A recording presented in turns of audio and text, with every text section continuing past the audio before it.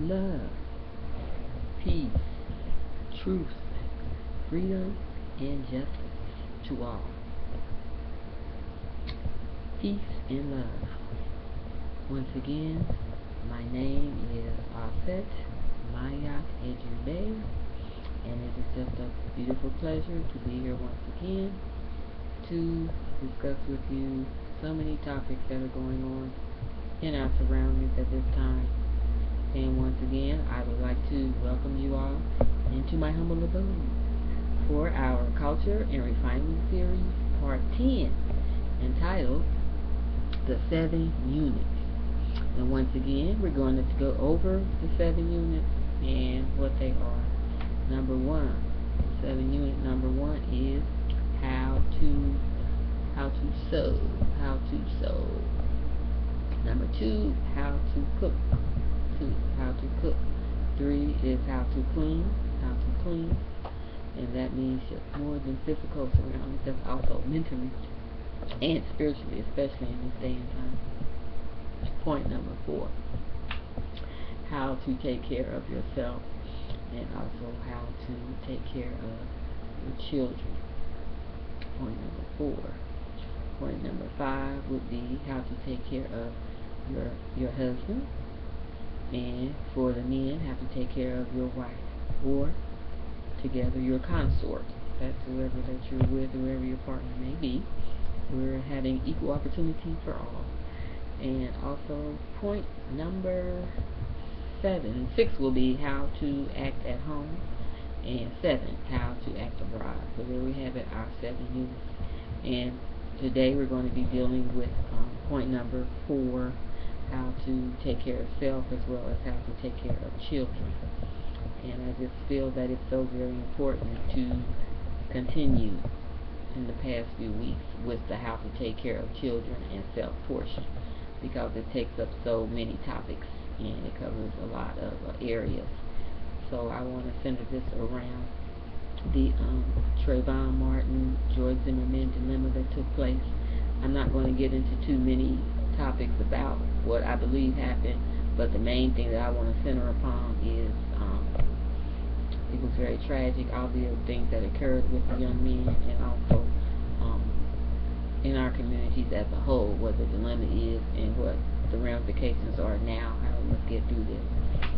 Now, first of all, I just want to mention and say that George Zimmer, he has a nationality.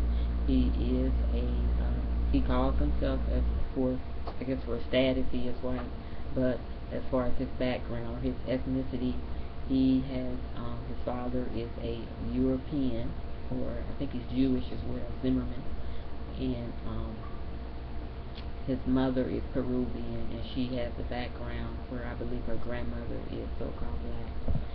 So I believe that was one of the reasons why he was allowed to beat the case or whatever as far as shooting and killing Trayvon Martin.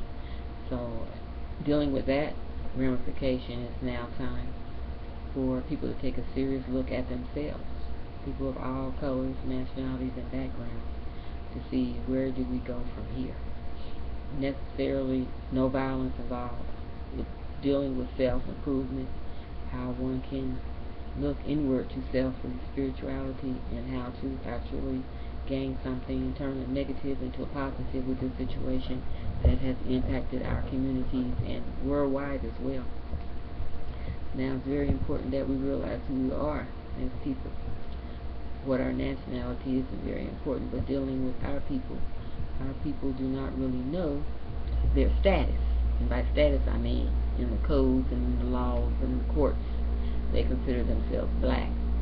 Now, this, I guess, status was put upon our people back in the 60s, but it happened before that as well, when we had labels that were associated with our people, such as color, which is in the early, 1900s all the way up to the 60s. They were dealing with colored and Negroes. That was the status. Even in the 1800s, I believe it was color was used as well, after the so-called slavery was ended. But that is a different story in itself that I will be discussing in the weeks ahead to come as well, because slavery, as we know it all, really did not happen the way that it was told to us. And so now with everything that's centered around this case concerning Trayvon Martin and George Zimmerman, this is where we're at right now. Whether especially our people will still want to be calling themselves black, when in fact we are not Negro, black, or colored. I myself do not consider myself Negro, black, or colored. I have to come into the knowledge of my total self of who I really am and begin to remember conversations that I had held with my mother and father and my other elders. Some of them have passed on and some of them are still here. And when I became familiar, became into the teachings of Noble Drew Ali, who was a historian, the ruler of the temple, of the Moorish Science Temple, who came into the knowledge of who we really were. He began to teach this. He was born in January 8th of 1886, and he passed transformed yesterday, as a matter of fact, the day of the march, which is a very, very significant time, on July the 20th of 1929, and he transformed off this earthly plane right before the stock market. This happened right before the stock market crashed back in 1929. So, and even dealing with that, I remember my parents telling me that they were on the land. I remember they were telling me that they were on the land when this happened.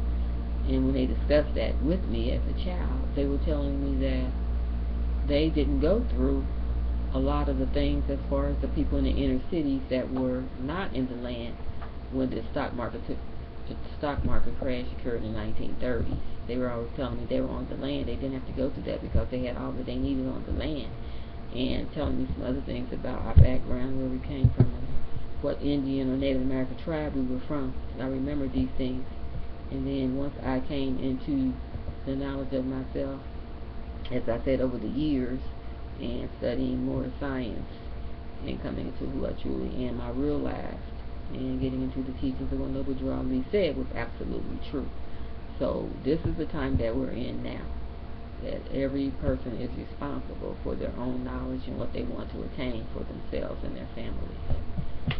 And as President Obama spoke on Friday, he gave 3 itineraries that he was mainly telling, I guess, our people, all people, mainly our people, what they would need to do now as far as establishing new laws for themselves and coming to the right perspective of what they want to call themselves. He said number one, and I'm just paraphrasing what he said, he was saying that now the people must come together and sit down and try to look at the laws and try to change them.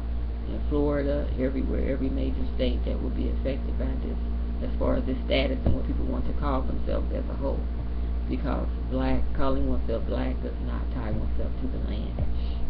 As I stated before, it does not absolutely tie to the land, and it's not really noteworthy in any court of law because it does not recognize you as part and parcel of a said government or nation of people. So with that was the first point he made. Point number 2, he said that the stand your ground laws, mainly dealing with the Florida situation and some other states that may have that type of criteria on their law books, that will have to be eradicated as well. And point number 3 was very, very, very profound when he said what was happening to especially the young people in our communities, dealing with the young men. He was saying that there really has to be some type of actual new criteria that will come about to allow them to see who they really are, to cut down on the high incarceration rates and unemployment rates as well. And he said that's something that him and Michelle have really been concerned about, especially with the situation that happened to our young brother, Trayvon Martin. So with that said, we have a lot of work to do in our communities. And as I stated, we're now at that time now with the shift that has occurred and is still occurring, where we, as the people and all people, have to sit down and see what's the next step that we are going to take. Civil rights, dealing with civil rights themselves as a people, really cannot free you as well. Civil rights grants you privileges. It does not actually free you from who you are, because it's like we stated before, freedom and nationality is the law of the land. By nationality means, can you tie yourself into the land?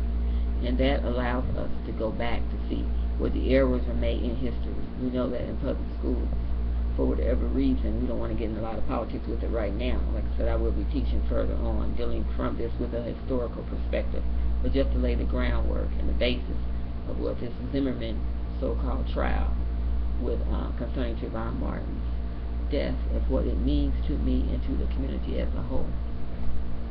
And also, this is also a time to exemplify as dealing with some of the things that even the young lady that testified, Rachel Gentile, she was saying that some of the people were old in the court, and she made a good point, because there's definitely a generation gap between the elders and also the youth in our communities, all communities.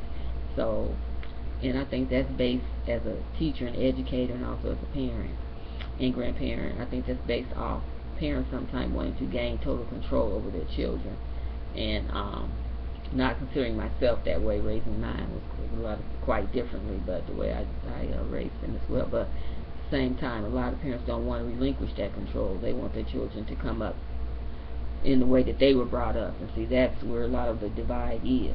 I mean, it transcends color lines at this point that we're in. So now we're, like Obama was saying, we have to get to the table now and really sit down and talk and see what way that the status can be changed, especially for our people, because the courts, they can't use that status and actually gain dignity and also their rights attained by calling themselves Negro, Black, or colored. So in a way, I know in my heart, I know this is what Obama is referring to.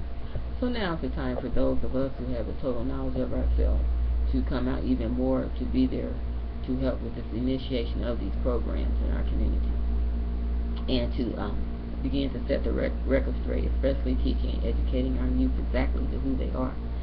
And so to do that, as we look back on history, we have to gain some perspective to see what really actually has occurred and how some of that was misinterpreted, or most of it has been misinterpreted here in the Western civilization, here with the school system. So now we see now that all that's getting, like as they say, as I want to say, busted up now with the different energy shifts that's occurring right now. So we as humans must get this thing correct and proceed on, and all the BS has to stop in whatever way in all of our communities. So we have to sit down and come to the table and stop the violence, black on black crime as well. Have to really delve deeper in that, instead of marching only when there's black on white crime or white on white crime or whatever. It all crosses across the board now, but mainly dealing with us as a people. It's time for us to become universal and to get out of the so-called teachings that say, oh, we're superior, we did this slavery, we can't help ourselves because of slavery, we need to depend on the government, and these kind of things. So what we need now is to, and from a historical perspective, a spiritual perspective, an economic perspective, and business perspective, do for self along these ramifications. But how can one learn to really try to do for themselves if they don't really know who they are? And this is the actual problem that has been occurring in our communities ever since around the 60s, when we went to a lower type of status as far as in our communities by calling ourselves black. Now back during that time, it was used to really get us up and lift us up, because there were songs like, I remember James Brown had a song like I'm Black and I'm Proud, those kinds of things. Though that was instilling in us that pride at that time that we needed to get up and get a hold of ourselves and instill pride and goodness inside of ourselves back in the day, as they say, when music was so different and all of that. That was really the time that we should have actually went for ourselves. But then it was allowed to linger on. And then the more we started taking privileges and titles, which we said affirmative action, and these type of things were allowed to make us, we thought, build us up as a people. But in essence, it has actually torn us down, because it made our people sustain to be, I guess, living off the government and with the handouts that they were exonerating even more back then, as far as welfare and, you know, different programs that came about even more, even though it did start back in 1930 with the, you know, the different social programs that came about under Roosevelt.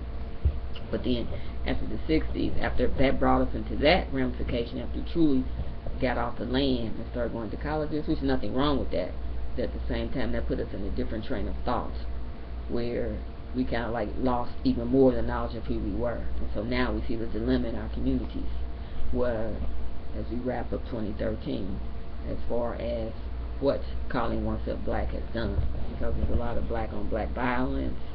There's a lot of things that are going on inside these organizations where they don't want to relinquish control of the youth. They want our youth to, or all youth in essence, to just stay one way and not really try to go for themselves, and to keep us in that mind of the black thought. That's just keeping us in a box, the people in a box, especially with our youth. They want the change to occur. They want to do for themselves. But see, they have been destroyed because teaching just this one subject of this black so-called superior syndrome that has been taught for around 50 to 100 years now. What has it really gotten us? I mean, as a people all together, collectively. And then they go inside the courts, and then they don't know who they are. They don't know the Moorish history, or that they don't know that there was 13 so-called black, or I call Moorish presidents before George Washington took over the House, that we were on this land. And if they research their history and then read books by Ivan Sertima, such as Before the Mayflower, and start really looking into their history themselves from their own perspective. Actually, now they have these DNA kits that one can also get as well, where they can actually research and find exactly what area of the country that they came from. And as I stated many years ago, the earth was one landmass, as Noble Geraldine taught us.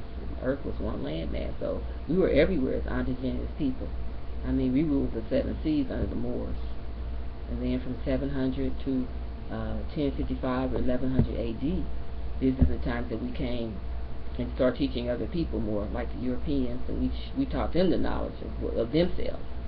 And so from then on, we was always everywhere. We showed Christopher Columbus how to get over here, and he saw nothing but woolly hair people. He said woolly hair people on the land. So that should get you thinking right there that, okay, everything that was taught in the school system is not accurate right now. So these are the things that we must deal with as people, and people all worldwide. And once we find our own personal history, from talking to our ancestors that are still here, researching books, the DNA, where you can request to get that done now, you will find 9 times out of 10 that you were already here as a people. And so that way you can go and change your status when you fill out these applications and things, whether it be for school, a mortgage loan, or a place to live. You won't check that box. You'll put Native American, indigenous. You can check other and fill in more. I mean, that way you'll let the world know who you really are, that you're not into the black status, and you're able to feel better about yourself when you know these things, and be able to carry yourself in a different manner, where we can start working together, cleaning up our communities, stopping the violence, and then actually becoming a more clean, saner people, spiritually, physically, and mentally. And then these are the things that it takes, because you have to know who you are and study yourself, as Noble Geraldine said, in order to find out who we truly are. And as I said, I'll be coming in further with more teaching to show people and all people the way. These are universal teachings as we try to come together and help others as well. So with that, I would like to thank you all for allowing me into your homes, or wherever you may be listening to me. And thank you for the support and the subscriptions that are coming in. I support you, and you support me, as we try to come together under this new spiritual energy. And I want to extend the blessings once again of peace and love to all of you. Have a night full of bliss and a wonderful week. Peace and love. Namaste.